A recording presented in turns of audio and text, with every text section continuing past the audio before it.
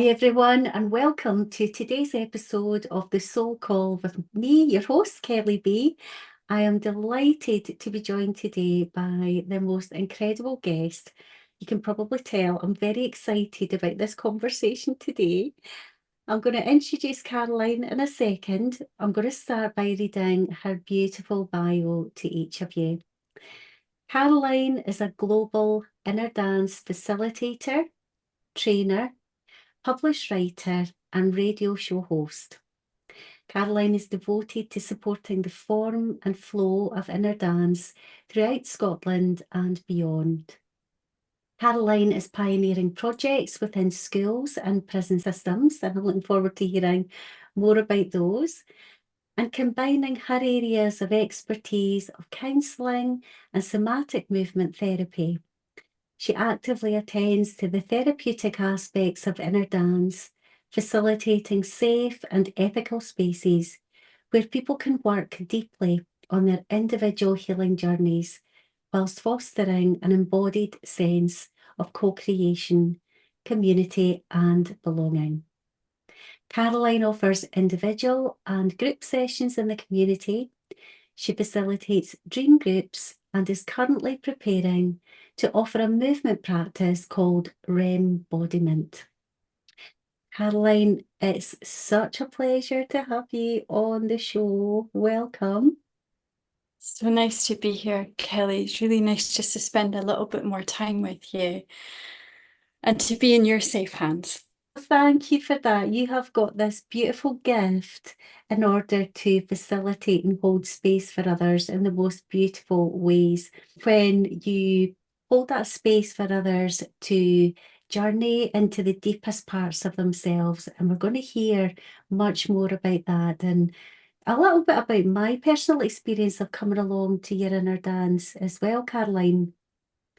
So on the Soul Call with Kelly B, we love to talk about living, learning and leading with soul. And that's very much been sort of the tagline for my personal inner journey, if you like. Always coming from that heart-led, heart-conscious soul level.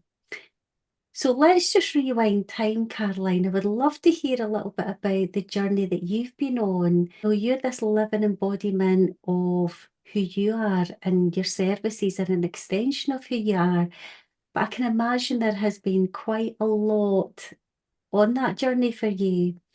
So just with the idea behind it of living and learning and now leading with soul, I would love for you to share just as much as you're comfortable to about what brought you to this place now. So what have been the biggest things for you, the highlights that you would love to share? Well, just from a really young age, I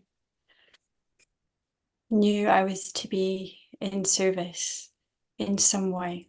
And I was deeply connected to the invisible realms. Sure, imagine all children are actually, it's our nature, isn't it?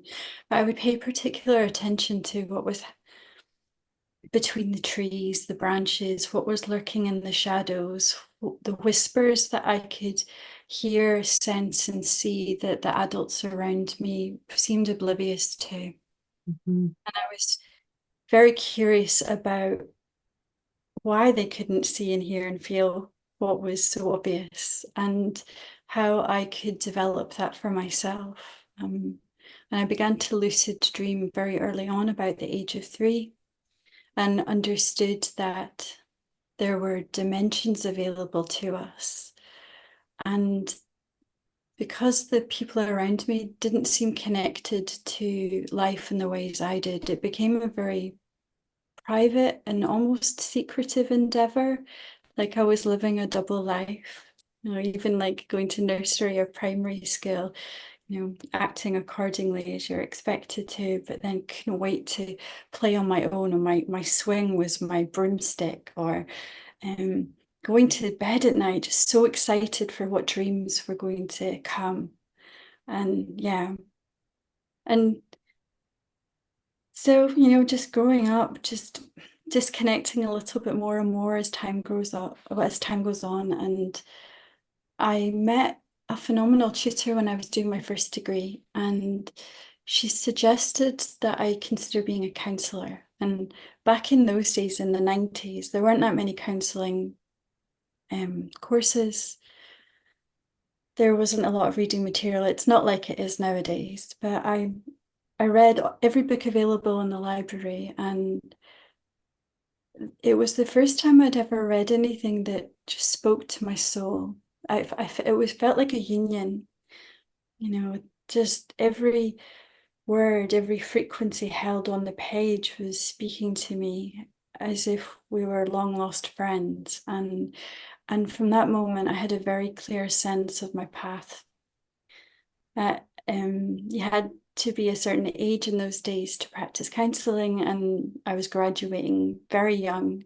So I decided to take myself to New York City for a couple of years to get some work experience so that they would have to let me in on the course. So I moved to New York, and I lived through 9/11, and yeah, that changed everything for me, changed everything for everybody. And there's still a lot to work through with that, actually, trying to, again, live in a time when you have to keep going as if nothing's happened.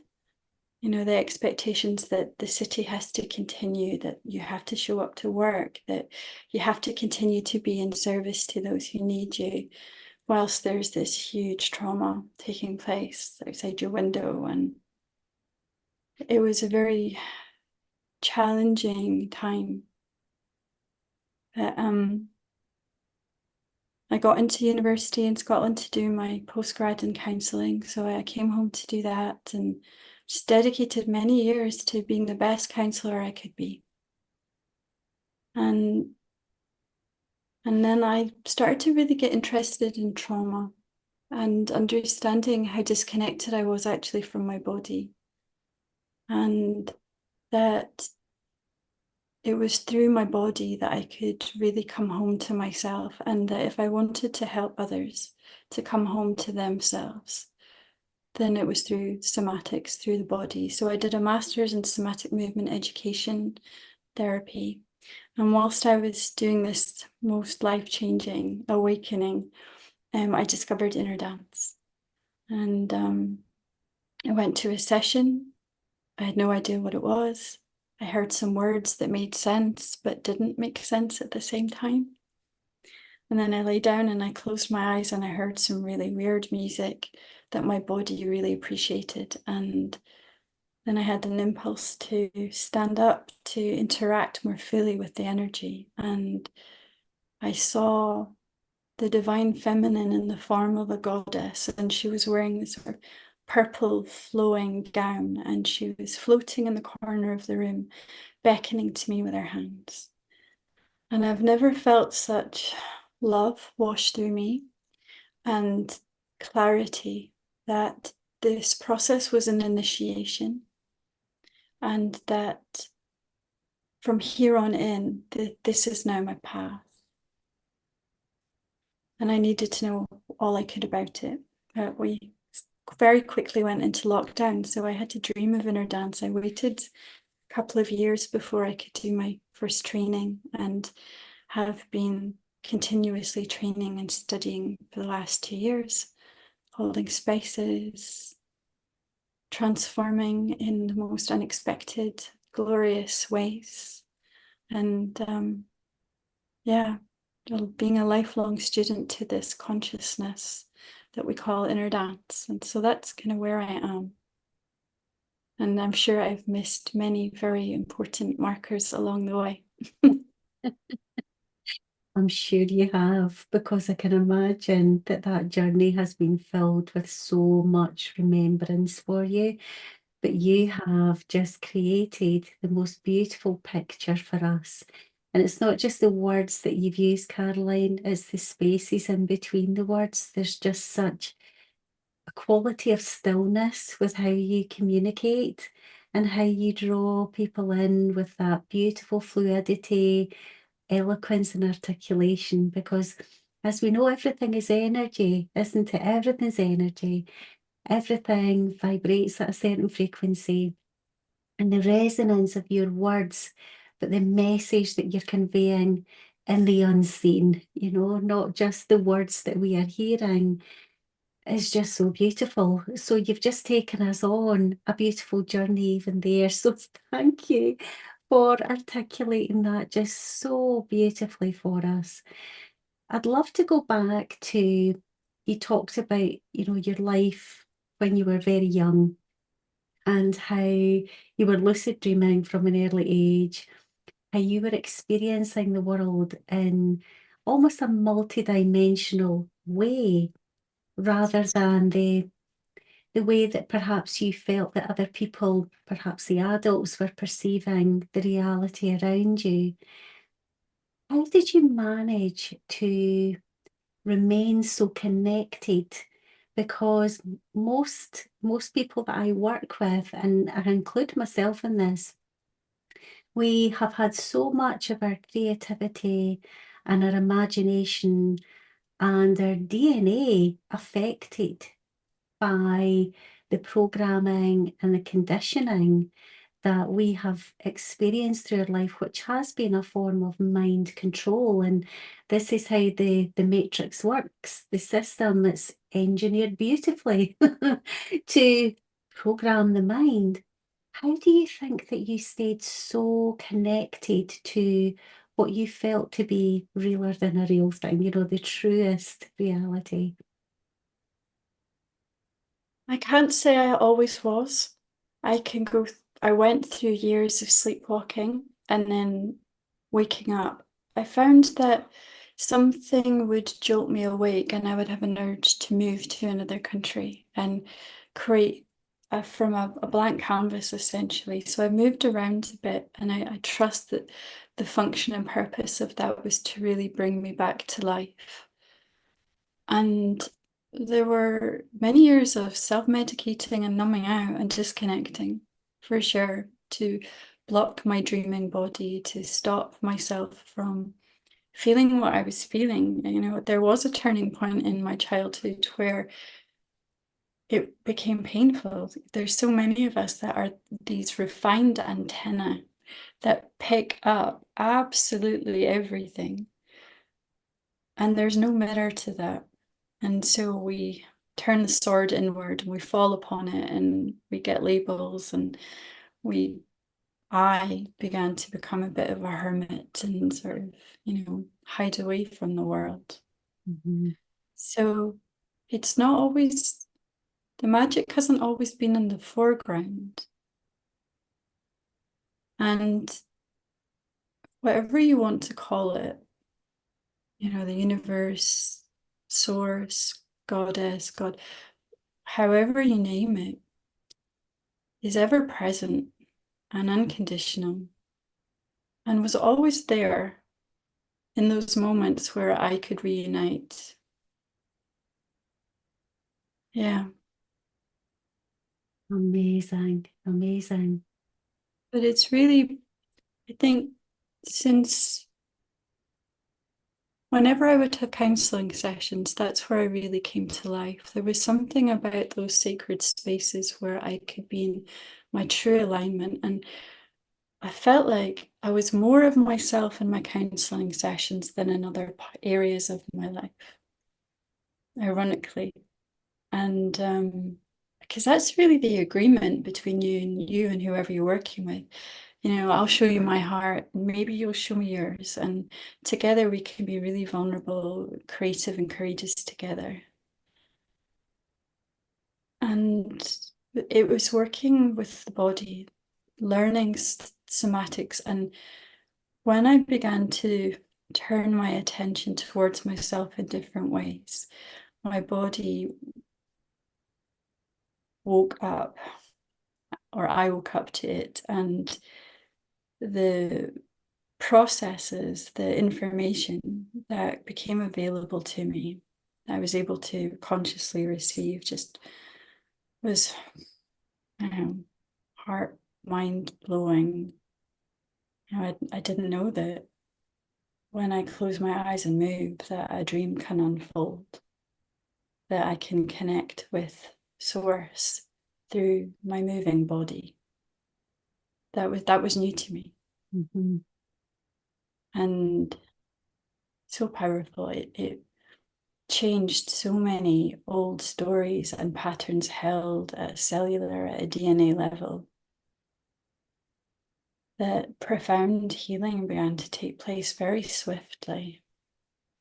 And my world had to change to support and integrate that, alchemize that knowing into my waking days. Yeah. And Innerdance is, it is a dream come true for me. It feels like my mother and father tongue. Yeah. Oh, beautiful. Honestly, I don't want this conversation to end, Caroline. So I'm just going to expand time here because we can do that in the quantum. Um, so let's think about more deeply about your journey, because I know that the listeners and watchers are like, oh my goodness, ask this, Kelly, ask this, ask this. I can feel the energy already. But going back to, you mentioned 9/11 and you mentioned initiation. And I think, that was a point in our lives where that was a big power pause for us to say. I mean, everybody can, remember, that's an anchor point, if you like, where everybody can remember where they were, what they were doing when they heard that news. But you were actually in New York at that time. And nothing is accidental, as we know in life. You were called to be there for a reason, to be that, whatever you deem yourself to have been at that time. I don't want to place any judgments. I know that I'm thinking, oh yes, thank goodness you were there. You were, a beacon of light there, because it was so, so needed and so necessary. And without going into too heavily into the nefarious agendas, and I'm sure you'll have your beliefs about what happened there. I know that I've got mine. And the power of that for people to really have an opportunity to break through the matrix. But for me, really, it was the start of me breaking through into myself, because what we see around us is a holographic reality of what really is going on within us. So I would love for you to speak into that a bit more, about what you feel about that pivotal moment in your time, in your life. And we're talking about collective trauma on a global scale when these things happen in the world. And that was one of the biggest ones that was projected through our TV screens. And, everybody, unless you were living under a stone, knew about it. What did that pivotal moment mean for you? Was that a big, big wake-up call for you, Caroline? It was and it wasn't. There was this real impulse to dissociate. In fact, I remember the next morning, it was a Tuesday, it was my day off, and my working week started on a Wednesday, and having to take the subway to work, and there's armed police everywhere, and terror alerts in your weather forecast, and you just have to keep going. And there was that paradox of dissociation and hyper focus. Mm-hmm. And so can't always say I stayed awake to what was going on, because it was too difficult. It was too much, Mm-hmm. actually. And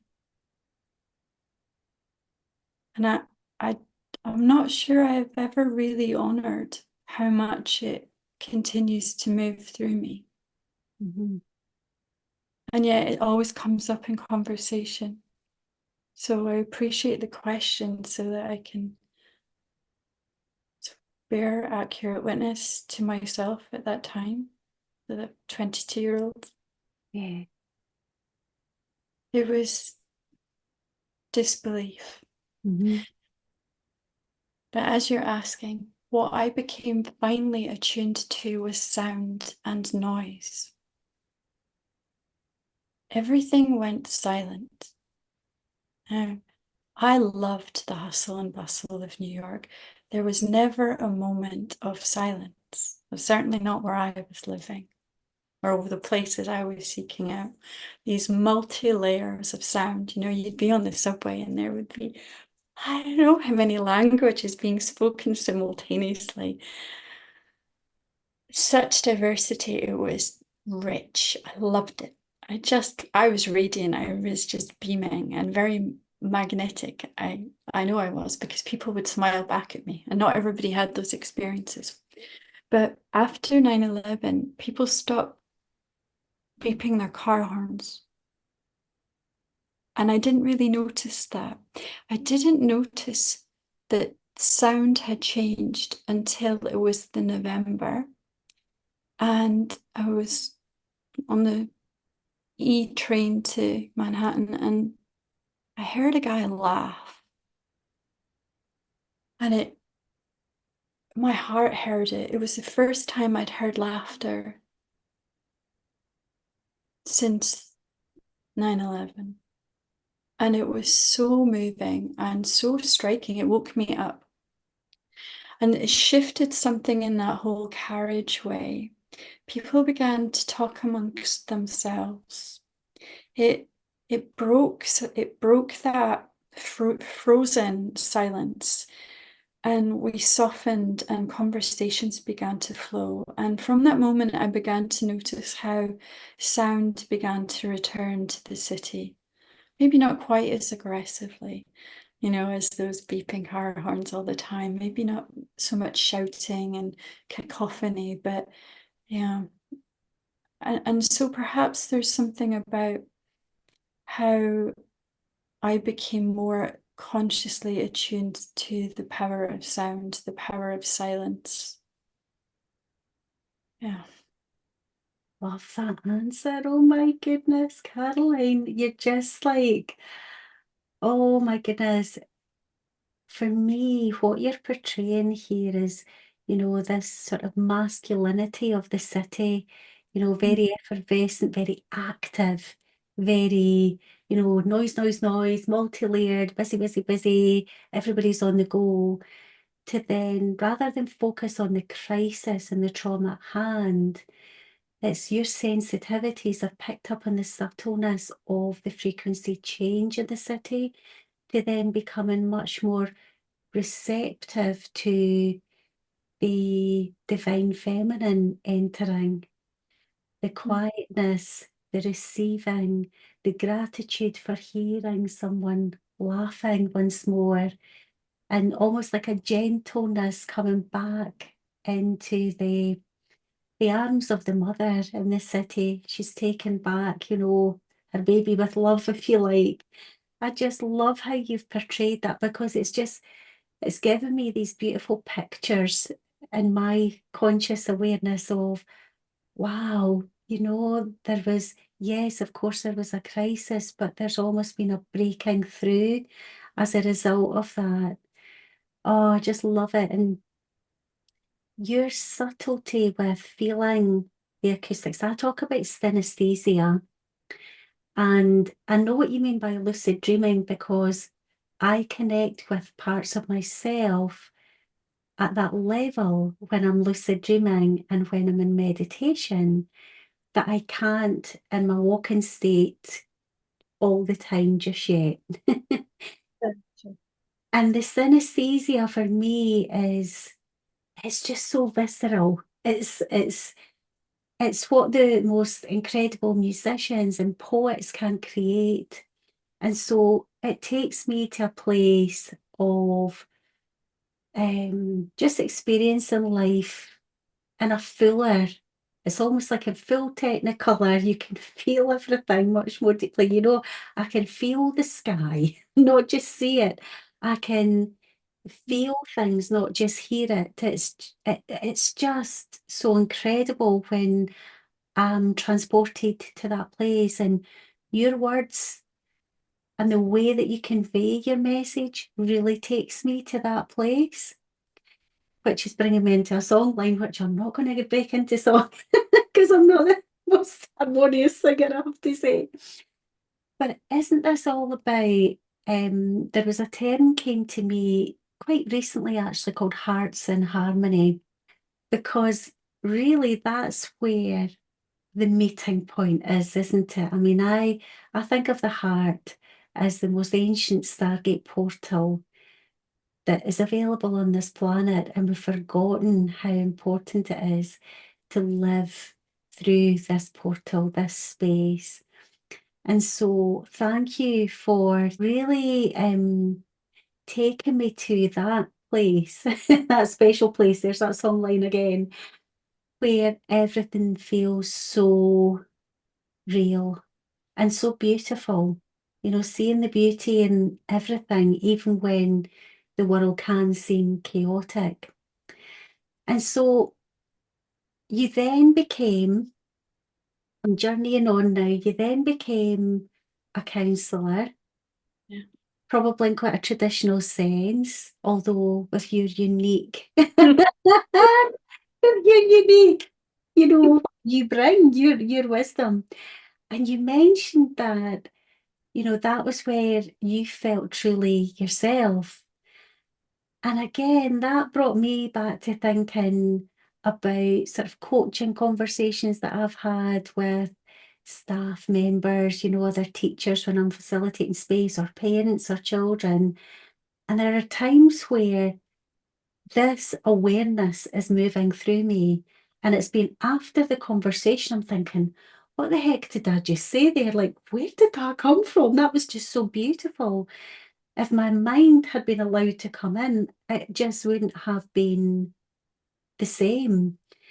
So, this beautiful divine grace that flows through us, this divine consciousness that's available to all of us, I would love for you to share what that feels like for you when you feel that you are holding space in any way for others. Just gonna see if I can lean into that. So it's not a memory, it's a present moment.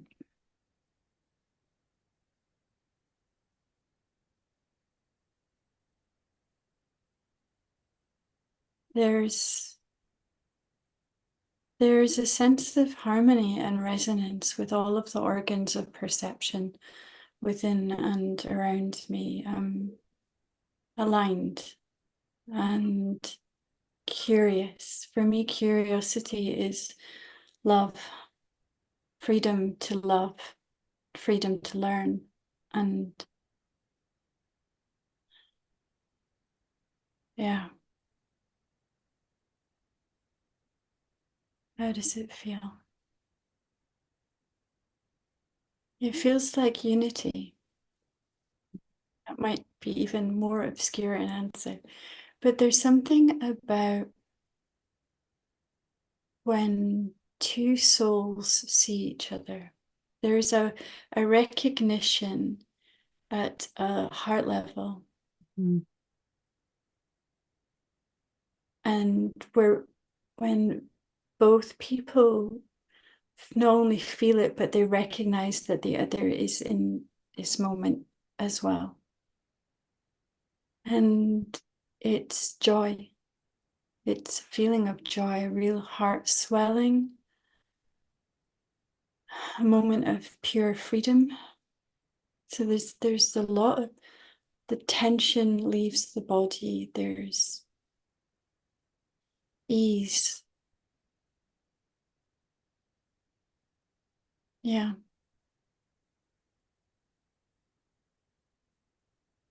Yeah.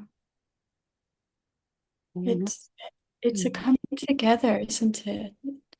So Mm. whether those ideas of separation dissolve.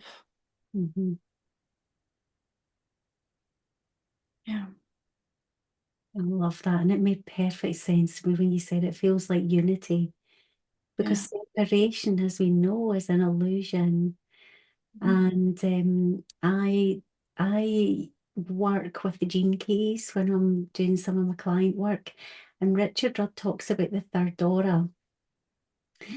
And I love that concept because it's almost like that blending, that deeper connection of we are sharing this beautiful space and we're weaving a harmony together, which is just, or a dance. Yeah, we're dancing together. It's just so beautiful and so sacred and so, like what you said at the start, let me not recall this from memory, but be in the present moment with the answer. I thought that was an incredibly beautiful way to start your answer because so many of us are out wandering, and I'm very guilty of it. I'm wandering all over the place a lot of the time, and truly calling ourselves to be present and to be here and to be present with another, just like you are with me, and the others that are connecting. When they come to listen and watch this, I am sure that they will be feeling the same calm and the same level of receiving that I'm feeling from your heart, which is so, so beautiful. And by the way, this is the second time this has happened in a podcast interview. Your aura is so bright. It's very distracting when I'm trying to speak to you. Sorry about that. It's so beautiful, so, so beautiful. Oh, please keep radiating away. So I'd love now to start talking about how this whole journey and your beautiful divine signs and synchronicities, these breadcrumbs that you've followed along the way, have brought you to this point in time, this present moment, to show up in service as you are, as Caroline today, and facilitating these incredible inner dance experiences. And I have to laugh because I've only been twice, but I have spoken to so many people about it. They're like, you're really captivated by this. It's just incredible. Now, as a seasoned meditator, and there's not any just one way to meditate, we can be meditating, washing the dishes, going for a dog walk, or we can be sitting really present with that in silence, or looking at the flames in a candle, or in the stillness with a guided journey. There's lots of different ways to experience realities. And Innerdance popped up on my Facebook feed, and I thought, oh, that piques my interest. Because I work with somatic trauma healing practices myself, and straight away my cells were, because everything's listening all the time. Oh, Kelly, you need to read this. Okay, so I clicked it. And then I read your beautiful words, and they really just resonated with me. And I thought, I must go to this. It was just a full body yes, I must go. So I didn't know what to experience, but I just knew it was going to be magical. So I would love, Caroline, for you to share what your experience has been like with Innerdance, what that journey in and of itself has been, and how you show up in service with Innerdance in Caroline's way. Sure. So I did my first training a couple of years ago, and I really took my time with it. I waited about 6 months before I even considered holding my own space. In real trust, there were so many dreams coming through. There was so much healing and integrating taking place after that first week. I needed at least 6 months to reground as I was then. And I held my first session as part of Dundee Women's Festival, and again I was reminded of how little I know and how curiously in love I am with this work. And curious to how to be held in the space that I'm holding, how to really honor what wants to come through within the individual and in the collective. And I synchronistically, the next day, discovered that the founder of Pi was doing a 3-month intensive online.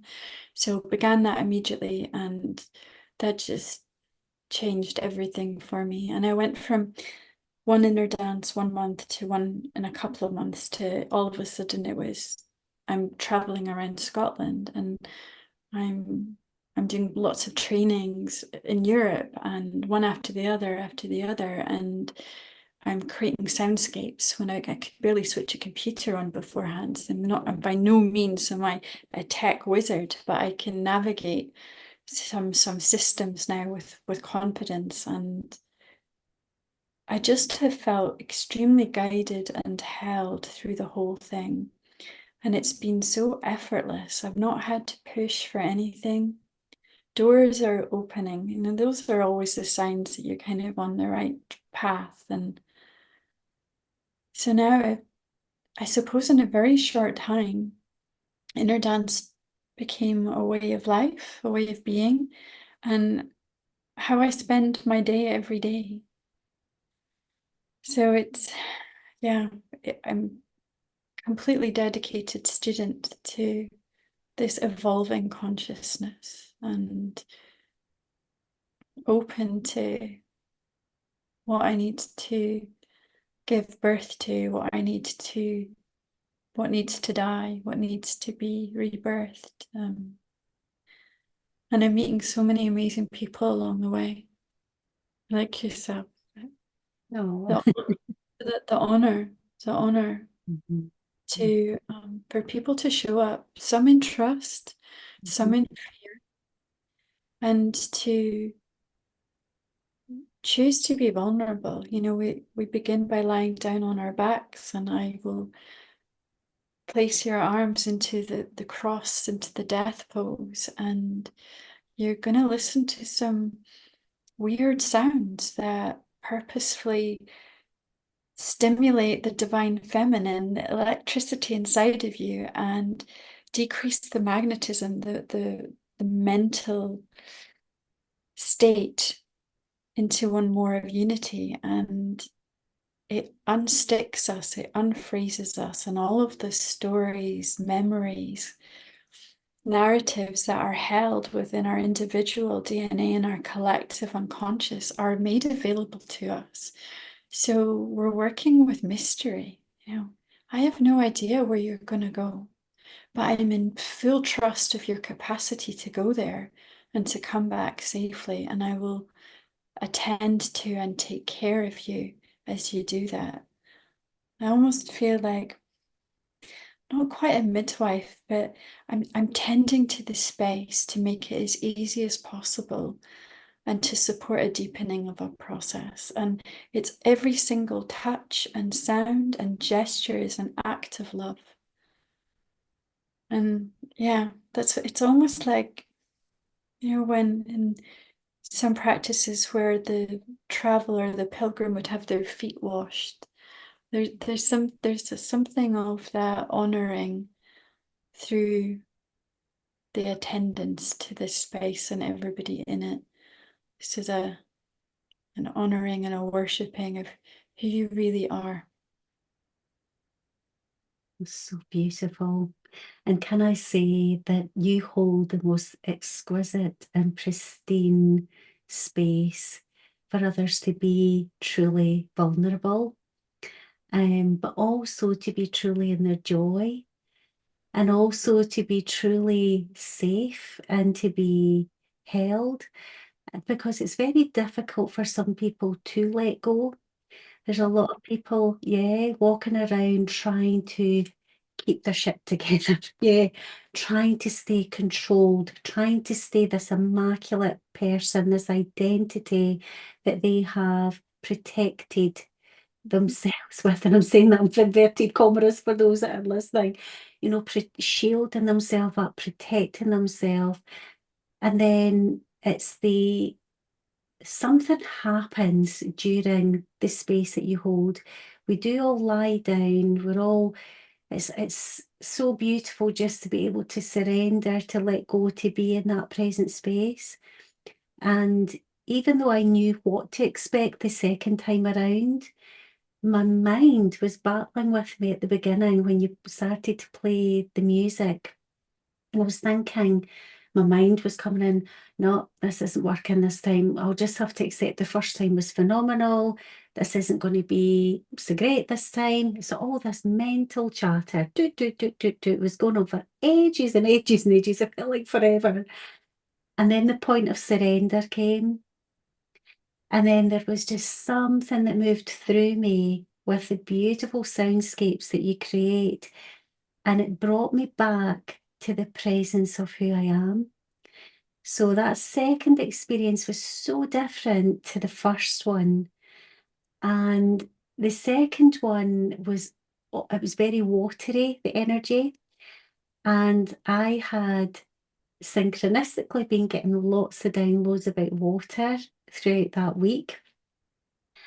And I'm thinking, oh my goodness, there is just so much here. And then I was back in childhood, I was in the bathtub, and where I would connect with the water. So when you were talking about, I love to be on my own.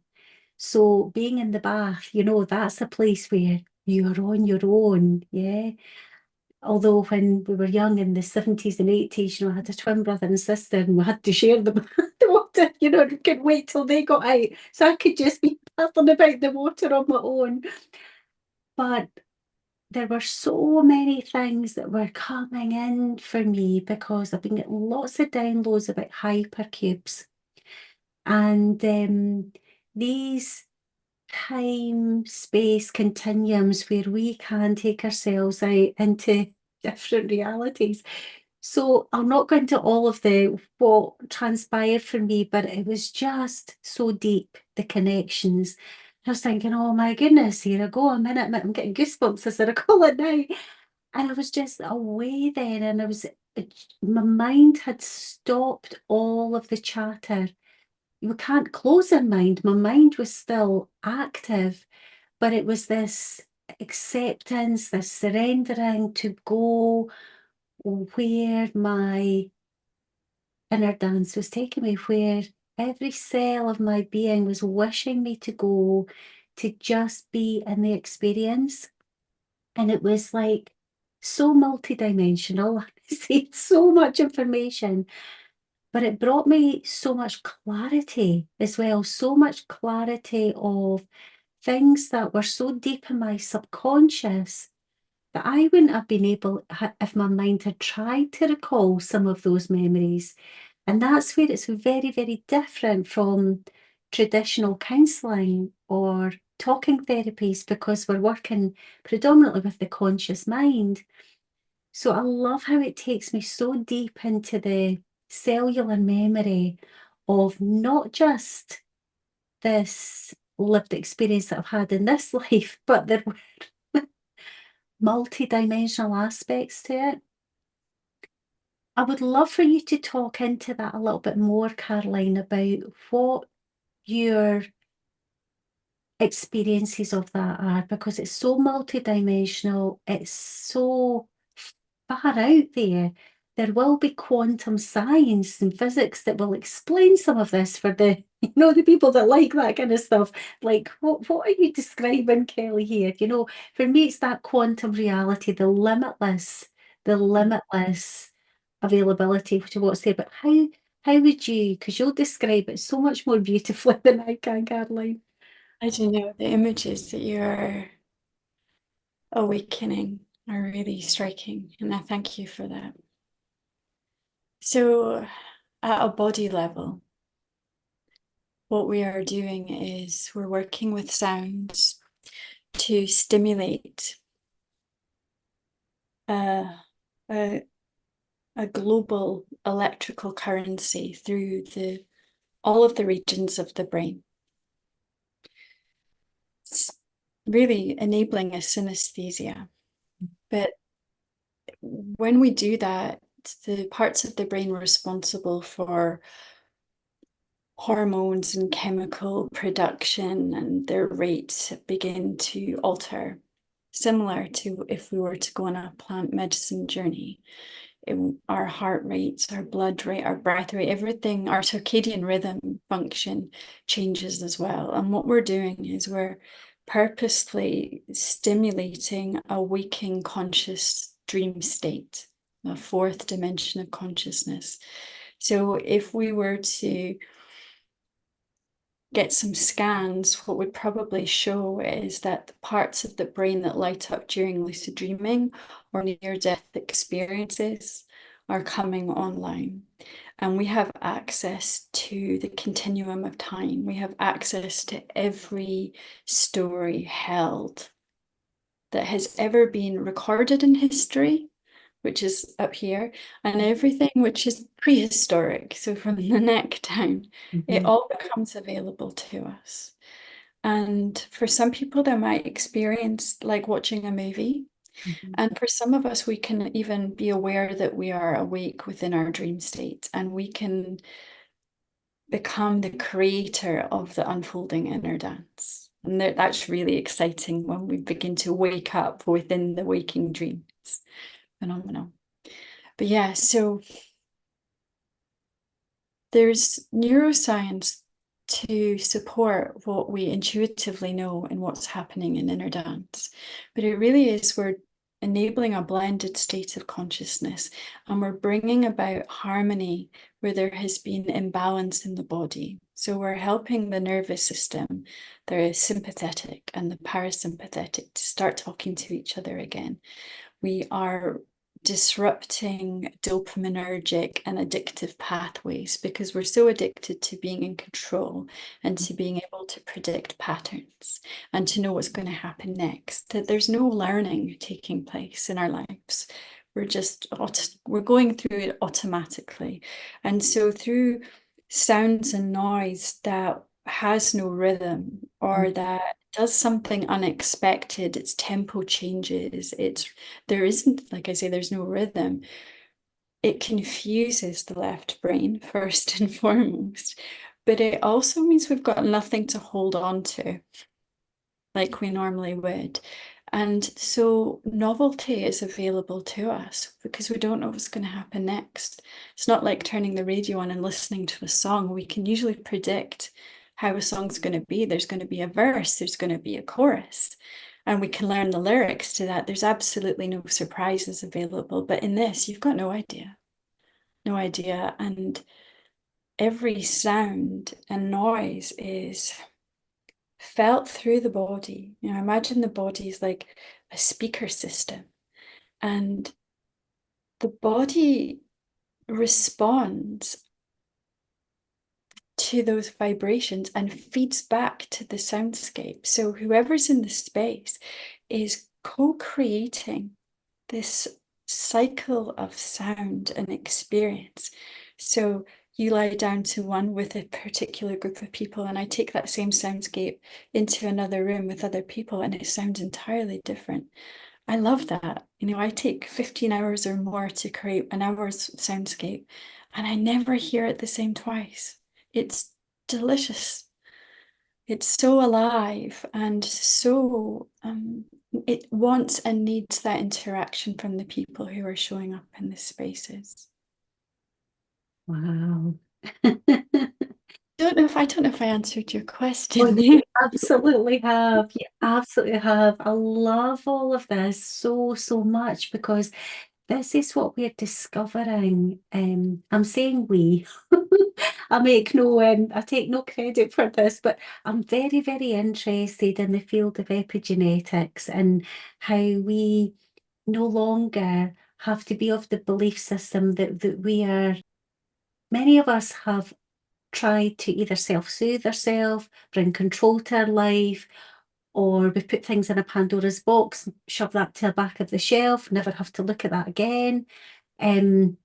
So we find all these coping mechanisms and we can actually shut ourselves down. Whereas what you're doing is you're helping people to access all of these memories from parallel lives, you know, multi-layered, because we are multidimensional beings. I believe we're these eternal souls that have had so many experiences that have all been part of our memory bank, if you like. We're fractals of source, like you say, you know, whatever you call it, the one, the superconscious, God, goddess, whatever people call that, we are fractals of source experiencing itself. And so we will have experienced pain. We will have experienced trauma because it's been part of coming into this human incarnation. And so there are aspects of us that are deeply hurting still. There are aspects of us that are wandering still. There are aspects of us that are, I'm using labels now, like wounded. But the curiosity that you're talking about is so important, just to continue to be that seeker of truth, to continue that journey of, knowing. And what I've found, Caroline, perhaps you're the same as me, but I come from the world of academia, as you know, worked in education, but that's programmed, education. This is real learning. This is getting to the depths of source experience in itself and the deeper purposes of all of that without all the conditioning, all the programming. It's a letting go of all of that and surrendering to every experience has been perfect. Every experience is here to be looked at through the eyes of a child, through that natural curiosity as the observer of the observer. Yes, and the freedom that comes from that. We do rewrite past, present, future. We change at a cellular level, and what once held, it's not that those experiences never happened, but we gain such clarity and insight from that heightened, deepened perspective that the charge, the yeah, that electricity that keeps the charge going, it's not there anymore. That thing that might have activated or triggered us doesn't anymore. Our heart rate is at a resting heart rate, Yeah. facing that greatest fear of ours ever happening again. That it's such a physiological, psychic shift. We learn to release and then befriend our fear. Mhm. Yeah, it's just Mhm. such beautiful self-healing work to see people Yeah. allowing themselves to be Free.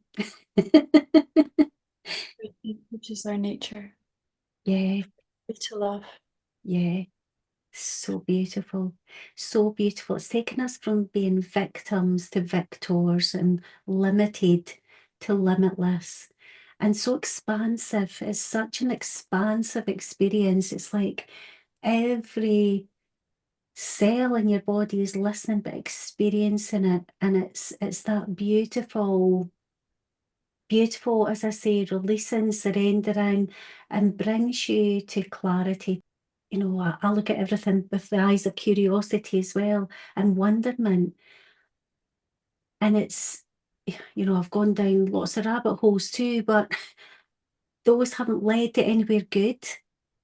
But when we're in the inner dance experience, we're going down, I don't want to say our own rabbit hole, but it kind of is. We're taking that inward journey to explore. Everything's here, Kelly. It's all here. It's within you. You just didn't know. So it allows us to open doorways that we didn't even realize were there. And I love how you're bringing it back to the biochemistry as well, because you're explaining it so beautifully in the respect of the sympathetic and the parasympathetic nervous system, and bringing us to a place where the biochemistry is we're recoding our software and our hardware too. We're recoding it. It's almost like we weren't aware of what was behind those doors. We're opening those doors and we're saying, okay, I'm being really curious about this. Now I understand. Now there's clarity with this part. But the deeper you go, the less you know. And this comes back to the point I was making. It's like the program aspect of education. It's like I read all these books, I get degrees, and da da da da da. And there's a place for that. There absolutely is a place for that. But this is deeper wisdom. And what you said at the outset when you started to talk about inner dance, you said, I don't know where people will go. I just hold the space. And that's what's so beautiful about it too, because it is such, um, although separation is an illusion, it's like we are being taken on that individual journey to process things at our own pace, in our own way, and unpacking really what I would describe as what's hidden in our DNA. Because that's the records right there, and releasing more of that photonic light that we hold. I was talking about your aura earlier and that third aura, and for me it's that breaking through to let more light, more of us to come alive, more of us to remember the joy and the lightness that's available within us, because we are light. Absolutely. Beautiful way of putting it. Yes, you've got it. So you have been doing some really incredible pioneering work, Caroline. As I say, I had never heard of Innerdance. It happened to come up on my Facebook feed. And this was why I was so keen to have you on my podcast so that more people can learn about Innerdance and hear about it, because I believe that you're taking this work into education yourself and into the prison service. I would love for you to share a bit more about that and some of the exciting work that you're involved in. Well, so I'm working with just a beginning project in a primary school in Dundee. I'm working with a group of children.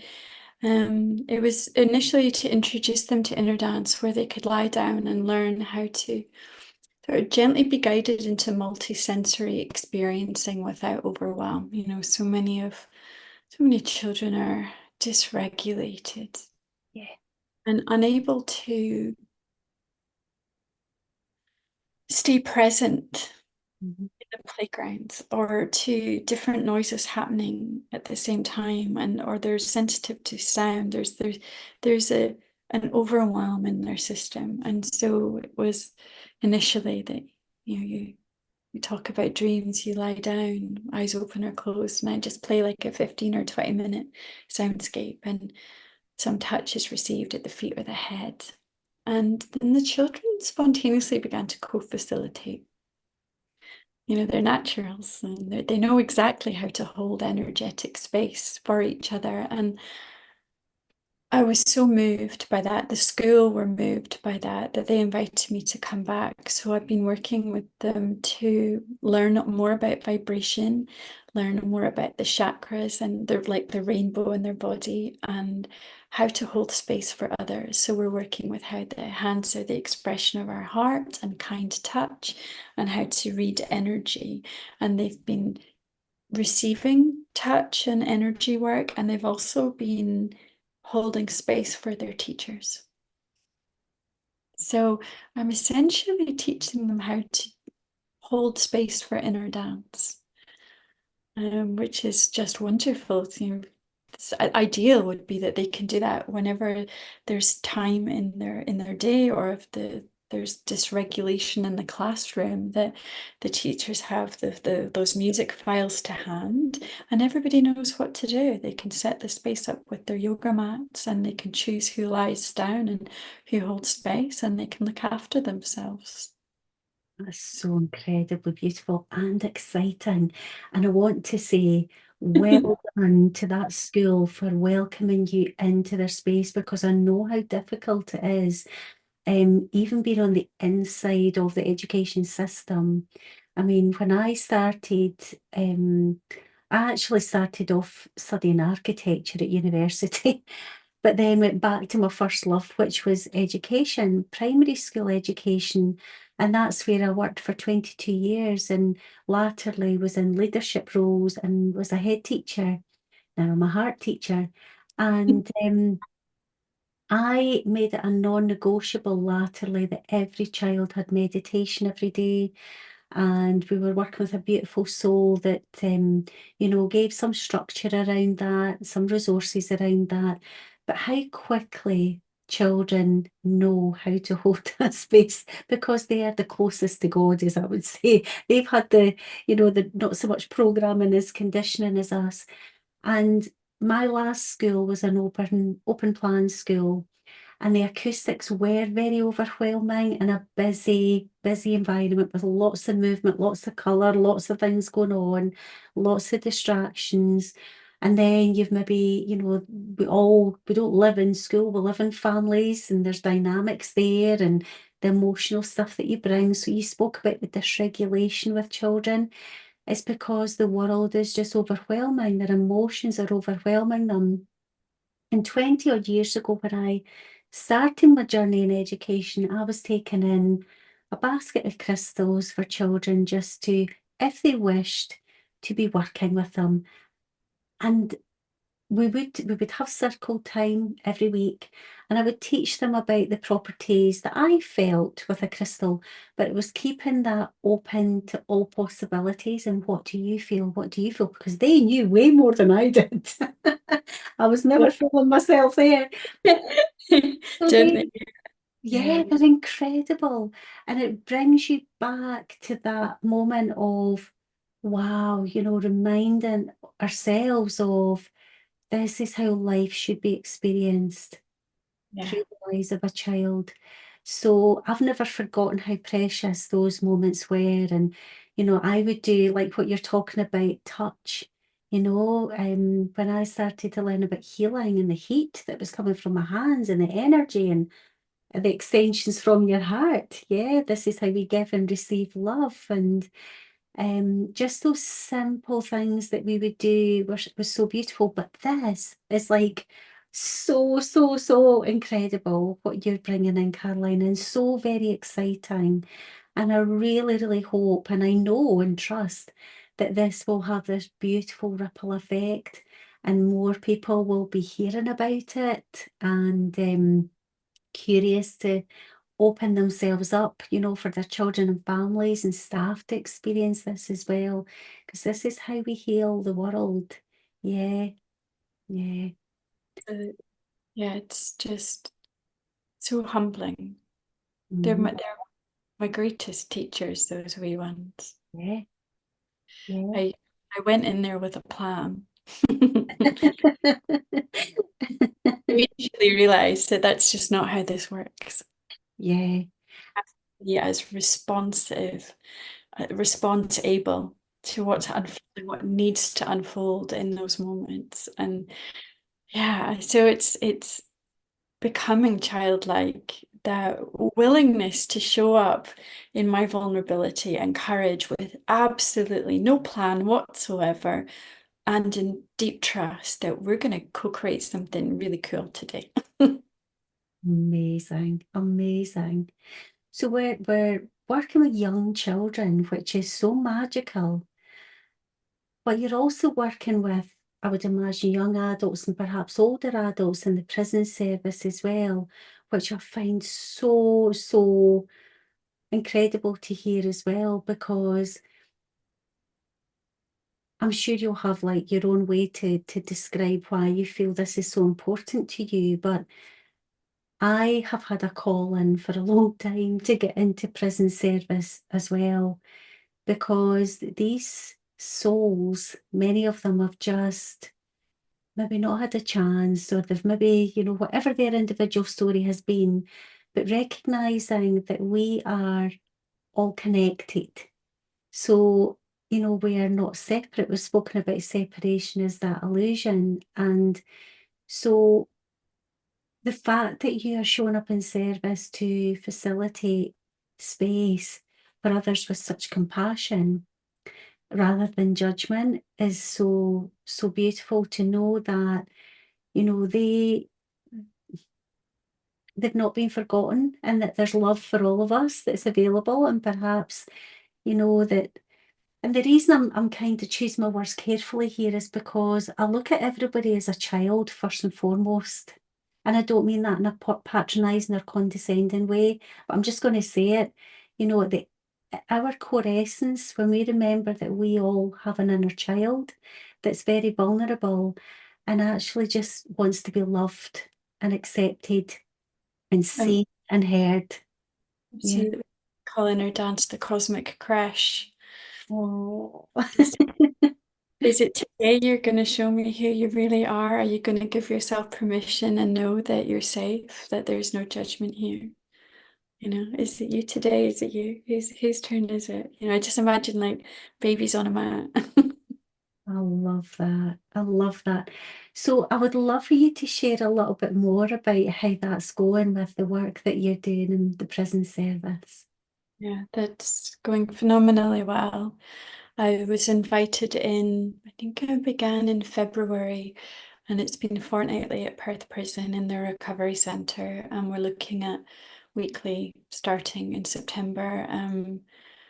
The popularity has grown immensely and very swiftly, and the guys, the gentlemen who attend, are so moved by what's happening for them, and they're bringing in different kinds of conversations to the prison, so people's curiosity are being piqued, and just really exciting times. Like today, like there's only so many people you can get in this one space, and there weren't enough yoga mats, so we had to try and like get duvets from other parts of the prison to accommodate all the guys that showed up today. So it's like, so, and we're going to possibly be turning people away. So that's why we're looking at, can I do this weekly so that I can maybe have two groups so that I can get twice as many people regularly attending. And so they're just so welcoming and open to the work.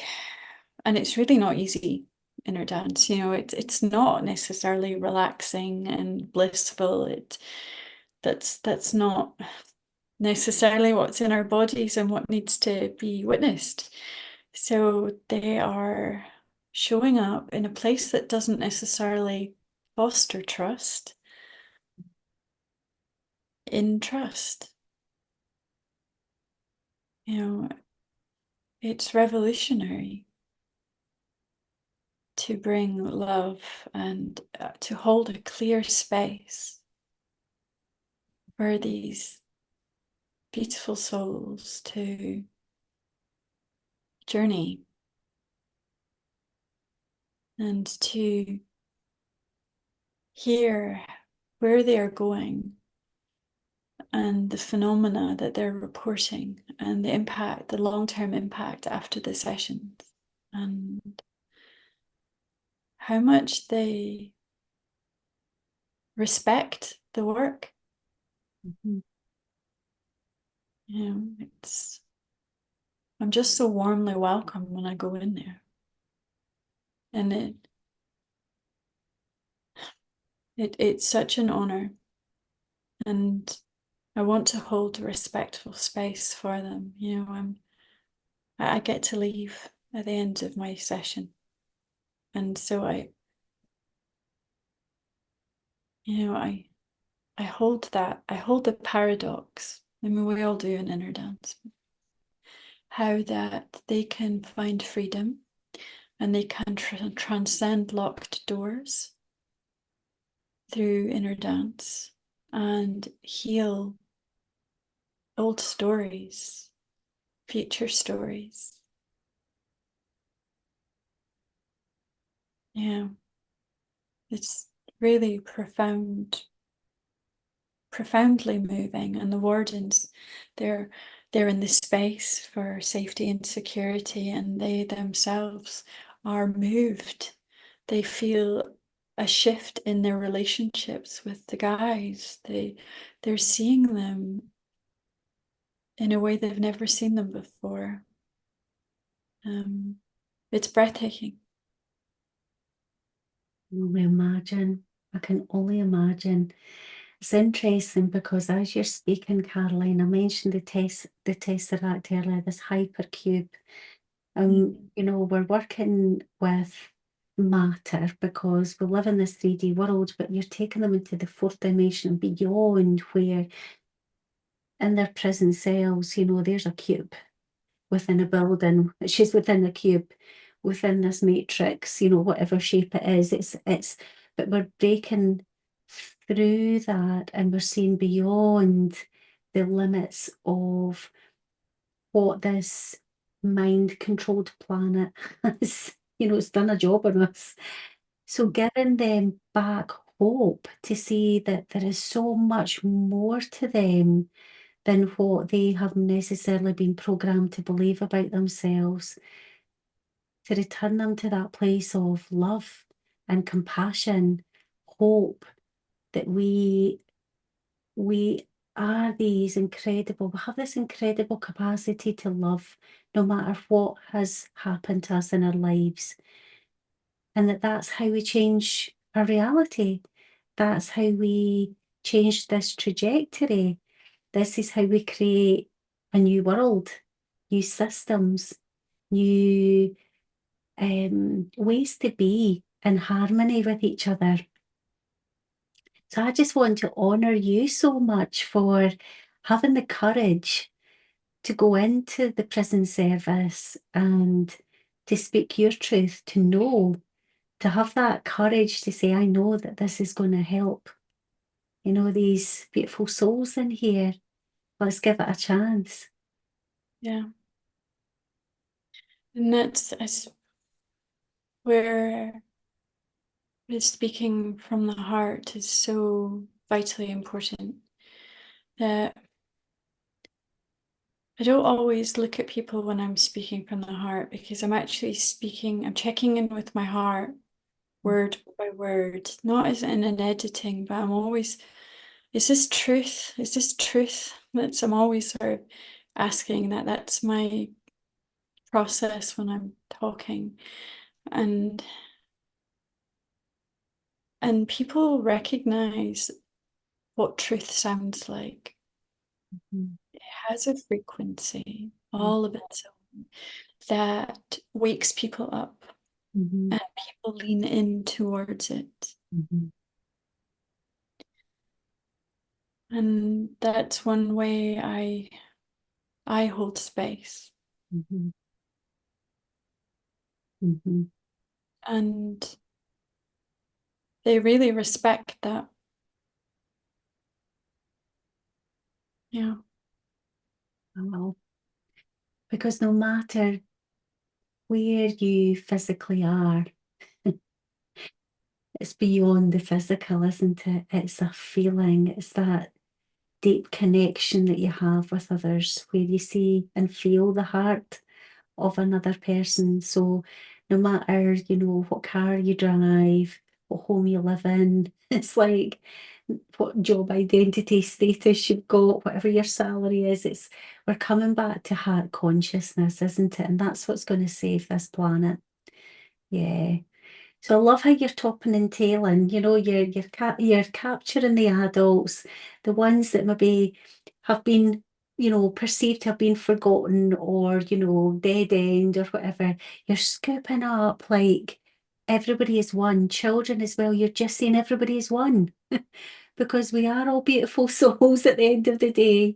We all have this divine essence. We are fractals of source, no matter what this looks like. So the fact that you're saying when I speak to people, I don't necessarily look at them is such an important point for people to take away. It's the feeling of tuning into your own heart resonance, checking in with yourself, because it's never so much about other people. It's always about us, isn't it? Because it's it's that space that we hold as individuals. And if we all take that level of self-responsibility for our own heart, wouldn't the world be a better place? Mhm. Mm. Yeah. Yeah. I, Oh, I really like that sense of the continuum of the work. mm. I love that. You speak so beautifully as well, and so image based. I really appreciate that. Oh, thank you. Primary school teacher at heart. Now, you also mentioned in your bio, Caroline, that you are going to be bringing forward, I love all the exquisiteness of your work. You're bringing forward something that's very somatically based, which much of Innerdance is as well, but this is a new thing. This is, what did you call it? Embodiment. I love, which makes me think of remembering. And it also makes me think of rapid eye movement, and there's so much in there. So embodiment, I would love to hear a bit more about that as well. Well, the word came through a dream, so but very persistently. So I had to wake up and write it down. Like source really, she really wanted me to use that word, but it's a combination of some of my great loves. So of lucid dreaming, but of authentic movement, which is a practice of deeply listening to the body and following impulses to move, and combining the processes and principles of authentic movement with processes and principles of inner dance. It's essentially inner dance standing up, but it's not only learning how to bear accurate and moment-to-moment witnessing to our internal processes. We do it in partnerships and in groups. So we have living, loving witnesses who are anchor points for us as we're moving our unconscious realities. They are bearing witness to us, and that holding is a remothering process. And part of that afterwards is fleshing out the experience through writing or drawing, working on Jung's understanding of active imagination and bringing forth the treasures of the deep and making them real in the ordinary. It's that modern day alchemy. And then practicing sharing our experiences and then receiving witnessing. So it's a structured process that supports people to learn how to relearn how to listen to their bodies, how to bring forth those unconscious stories from the body into the conscious body through movement, and the loving art of bearing witness. It's really a combination of all these glorious ways of being. And working with sound to stimulate and to explore, does sound support? Does it hinder? What sounds work? What doesn't? How does the body want to move when it hears this sound in comparison to silence? So it's a playground. It's going to be a real process of discovery, because again, we're working with mystery. You know, when I step into a space and I close my eyes and I wait for an impulse to arise in my body, and then I choose whether to follow it or not, I have no idea where I'm going to be. But what I do know is that through that process, imagery comes through and it unfolds like a lucid dream, and sensations arise, and a blending takes place where I am not moving my body moves me. And it is, it's a unity, whilst being safely held through the loving witnessing of another who's at the same time tracking what's happening in their body. So it's this unfolding, enfolding process. It's a glorious practice. So I'm very excited to hopefully create a community of people who would like to develop these art forms so that they can initiate transformation in a loving, confidential community space. Wow. And I love how you talked about remothering, because I talk about reparenting ourselves. So we speak a lot of the same language, but just the way that you convey it is so, so beautiful, Caroline. So this remothering and bearing witness to the inner child who's coming out to play, and it took me back to when you spoke about when you were young, sleepwalking. So your body was naturally moving in that lucid dream state, and I suppose this is just bringing a whole other dimension to that. So we're allowing the emotions to move through the body, because this is what our children need. Do you know, our children are being programmed to sit still, to listen, and no wonder they're jangling and they're going into states of overwhelm. And of course, that has a snowball effect and it compounds as they go through life, because then we have people who are agitated, that they're not at ease with themselves, they're not in harmony and balance because they have been controlled to show up and be a certain way that's not in natural confluence with who they are. And so bringing back these art forms of natural expression, doing what's most natural for our body to feel and to be truly present and bearing witness to ourselves as we're experiencing it. It's just so beautiful. I love this. I love it. I'm so excited about it. Yeah, me too. Even just the simple thing of there's movement in my right shoulder, slowly moving upward, and I feel tension in my elbow, and my pinky wants to.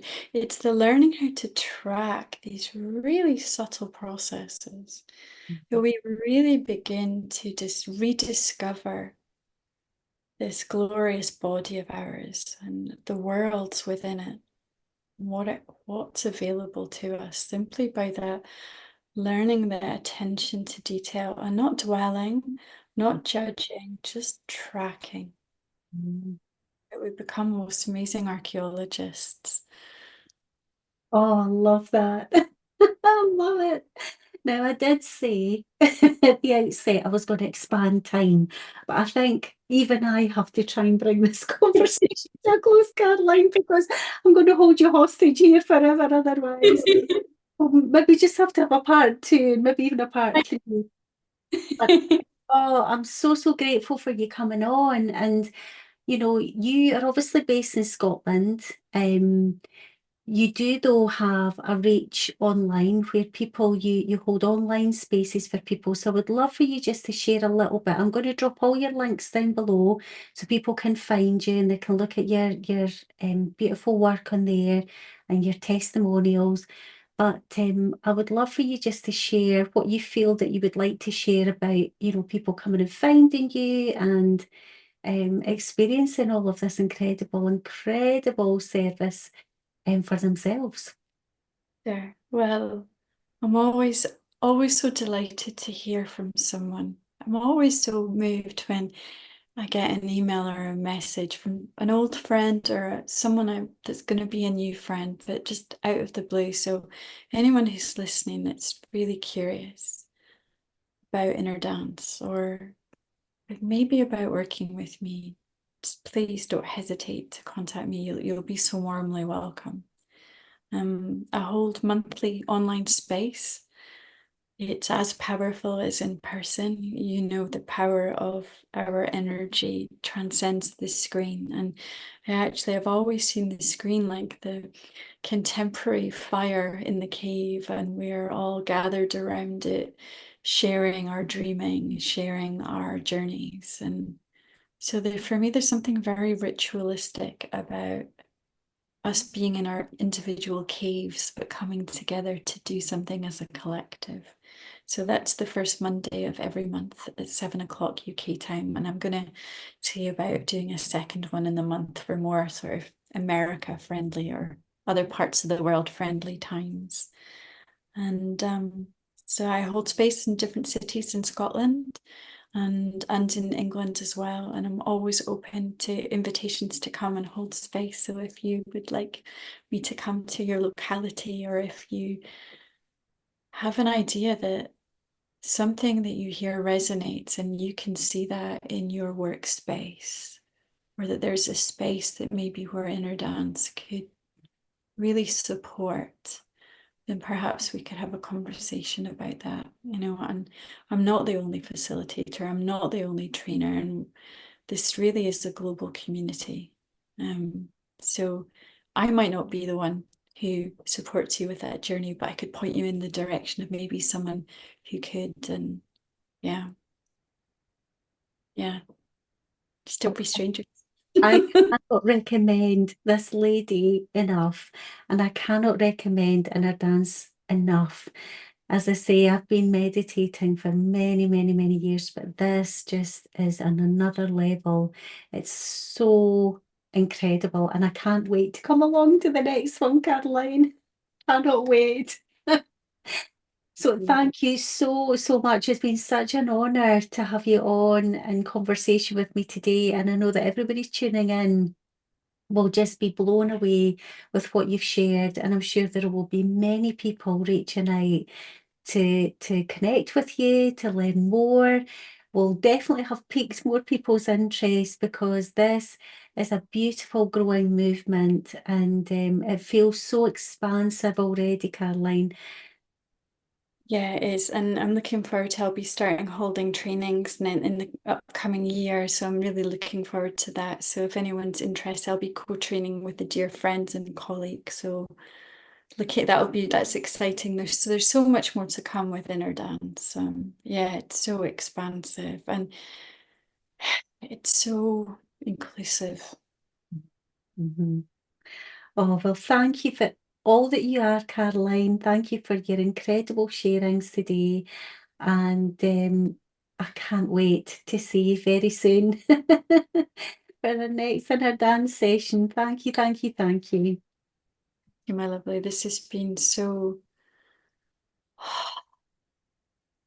heartwarming. It's felt like just chatting with a dear old friend, just so effortless. And so I greatly appreciate how you hold space and how easy it is to be myself with you. Well, thank you for your magic. Thank you to everybody for tuning in to this wonderful conversation as well. And I'll see you all soon. Take care, everyone. Love everyone.